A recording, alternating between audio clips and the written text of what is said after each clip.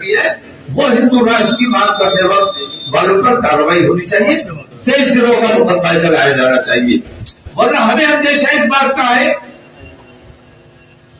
कि कल ऐसा ना हो कि ये हिंदू राष्ट्र वाले कितनी नफरतें बढ़ा दे, इतनी परेशानियां बढ़ा दे, अफरा तफरी का माहौल बने और हमारे नौजवान कल खड़े हो जाए और जो वो ऐलान करे कि हमें मुस्लिम राष्ट्र। आदाब, मैं हूं मुमताज आलम रिजवी। बात करूंगा हिंदू राष्ट्र की, बात करूंगा मुस्लिम राष्ट्र की, क्योंकि मौलाना तौकीर रजा खां के बयान पर हंगामा बरपा हुआ है। अब उनके खिलाफ एफआईआर भी दर्ज कर ली गई थी और इसका इम्कान जाहिर किया गया था। मैं ये नहीं कहूंगा कि मौलाना तौकीर रजा खां ने जो बात कही और जिस अंदाज में कही है वो बिल्कुल दुरुस्त है। ये बिल्कुल मौका नहीं था कि वो ऐसा बयान देते, क्योंकि सामने वाला तो चाहता ही है कि आपकी तरफ से भी कोई भड़काऊ बयान आए, कोई ऐसा बयान आए कि जिसकी वजह से एक हाहाकार मच जाए, एक हंगामा खड़ा हो जाए। लेकिन सवाल यह है कि दूसरी तरफ जो इश्तियाल अंगेजी हो रही है, जो भड़काऊ बयान दिए जा रहे हैं, उस पर कोई रोक लगाएगा या नहीं लगाएगा। मौलाना तौकीर रजा ने अपने बयान में कहा कि अगर हिंदू राष्ट्र की बात होगी तो जाहिर है कि दूसरी जानिब से मुस्लिम राष्ट्र की भी बात हो सकती है, यह उन्होंने कहा। और कहा कि अगर हिंदू राष्ट्र बनेगा तो फिर एक दूसरी तकसीम खड़ी हो जाएगी। मौलाना तौकीर रजा के ये दो जुमले हैं और ये नई बात नहीं है, बल्कि मौलाना तौकीर रजा इससे पहले भी इस किस्म के बयानात दे चुके हैं और अब उनके खिलाफ एफआईआर चल रही है। सवाल यह है कि क्या मौलाना तौकीर रजा साहब को यह नहीं मालूम कि देश में अब बचा क्या है हिंदू राष्ट्र के लिए, और क्या बीजेपी चाहेगी कि यह मुद्दा हल हो जाए? बागेश्वर धाम ने जरूर यह दावा किया है कि अगली बार बागेश्वर धाम के जो इस वक्त बाबा हैं धीरेन्द्र शास्त्री, उन्होंने यह जरूर दावा किया है कि अगली होली जो होगी वो हिंदू राष्ट्र में होगी। लेकिन सवाल यह है कि हिंदू राष्ट्र में बचा क्या है?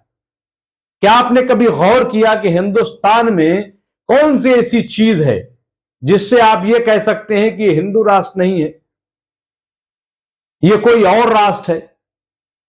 लेकिन हमारा मकसद यहां पे यह बहस करना नहीं है, बल्कि सवाल यह है कि मौलाना तौकीर रजा खां ने यह बयान दिया क्यों? क्यों उन्होंने भड़कती आग में तेल डालने का काम किया है? और दूसरी तरफ सवाल यह है कि जो लोग अब मौलाना तौकीर रजा खां के एफआईआर कर रहे हैं, क्या उन्होंने उन लोगों के खिलाफ एफआईआर की जो लोग मुसलसल जो है हिंदू राष्ट्र की बात कर रहे हैं?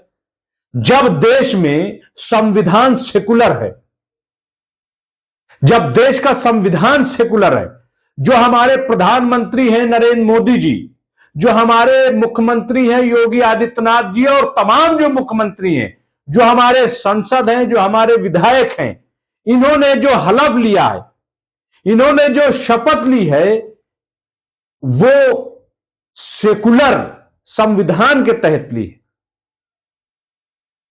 तो सवाल यह है कि यह जो हिंदू राष्ट्र की खुल्लम खुल्ला बात हो रही है, क्या यह जायज है? इसका जवाब चाहिए। क्या यह बात होनी चाहिए या इस पर रोक लगनी चाहिए? और अगर वाकई ऐसी कोई नियत है बीजेपी की, आरएसएस की या मोदी सरकार की, तो उसको खुलकर बयान किया जाए। कहीं कोई बाबा बयान दे रहा है, कहीं कोई साधु बयान दे रहा है, कहीं कोई बेवड़ा बयान दे रहा है। सवाल यह है कि इधर उधर से बयान क्यों आ रहे हैं? क्या यह टेस्टिंग चल रही है? मैं समझता हूं कि इस पर भी रोक लगनी चाहिए। इससे मुल्क का माहौल खराब हो रहा है। और दूसरी तरफ मौलाना तौकीर रजा हो या कोई हो, उनको भी सोच समझकर बयान देना चाहिए, क्योंकि अगर कोई राह में कांटे बिछा रहा है तो आप का काम राहों से कांटे हटाना है और कांटे डालना नहीं है। क्योंकि इससे रास्ता जो है साफ नहीं होगा, बल्कि रास्ता और खराब हो जाएगा, मुश्किल हो जाएगा। अगर कोई रास्ते में कीचड़ डाल रहा है, गंदगी फैला रहा है, तो इसका मतलब यह नहीं है कि आप और उसमें गंदगी डालेंगे, बल्कि आपका काम यह होना चाहिए कि उस गंदगी को साफ किया जाए। इसलिए मैं समझता हूं कि ऐसी बयानबाजी बिल्कुल गलत है। मैंने खुद कई टीवी चैनलों पे यह बात कही थी कि आखिर हिंदू राष्ट्र की जो लोग खुल्लम खुल्ला बात कर रहे हैं, उन पर लगाम क्यों नहीं लग रही है, उनको क्यों नहीं रोका जा रहा है। लेकिन बहरहाल पूरी दुनिया देख रही है कि यहां हो क्या रहा है, और इसीलिए आप देखिए कि अब तक 11 से 12 लाख लोग हिंदुस्तान की शहरियत, नागरिकता छोड़कर जा चुके हैं। और ये कोई आम लोग नहीं थे, बल्कि बड़े बड़े बिजनेसमैन लोग हैं कि जिसकी वजह से आज हमारी इकोनॉमी डाउन हो गई है। अगर वाकई कोई प्लान है तो उसको खुलकर कह दिया जाए, बता दिया जाए साहब कि हमारी सरकार है, हम अक्सरियत में हैं और अब हम हिंदू राष्ट्र बनाने जा रहे हैं, खुलकर उस पर बात हो जाए। लेकिन यह कि माहौल बिगाड़ने के लिए, भड़काऊ बयान देने के लिए, यह मैं समझता हूं कि बिल्कुल ठीक नहीं है।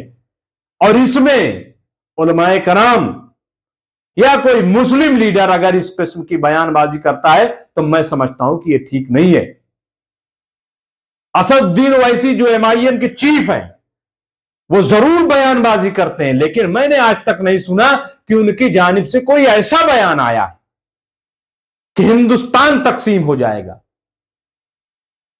हां, यह जरूर कहा गया है कि अगर बीजेपी की यही पॉलिसी रही तो हिंदुस्तान के टुकड़े हो जाएंगे।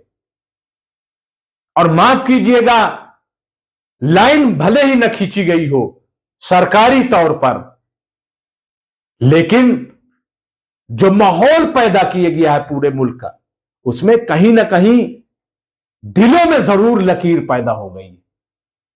लेकिन इसका मतलब यह नहीं है कि जो लकीर पैदा हुई है उसको और गहरा किया जाए, नहीं, यह हमारी जिम्मेदारी नहीं है, बल्कि जो लकीर पैदा की गई है उस लकीर को मिटाना है।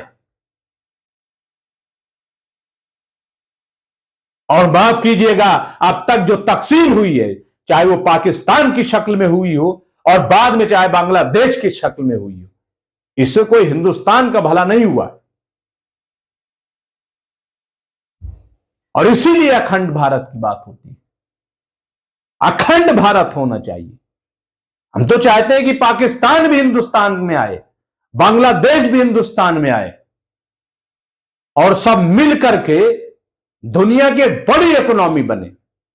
तकसीम की बात करना सरासर गलत है, मैं इसकी हिमायत नहीं कर सकता। 1947 में जो बंटवारा हुआ वो भी गलत है, और आज अगर कोई बंटवारे की बात करता है तो वो भी गलत है। हिंदुस्तान जैसा है वैसे ही रहेगा, चंद लोगों की गलत बयानी से कुछ होने वाला नहीं। हिंदुस्तान जिंदाबाद, भारत माता जिंदाबाद। जय हिंद।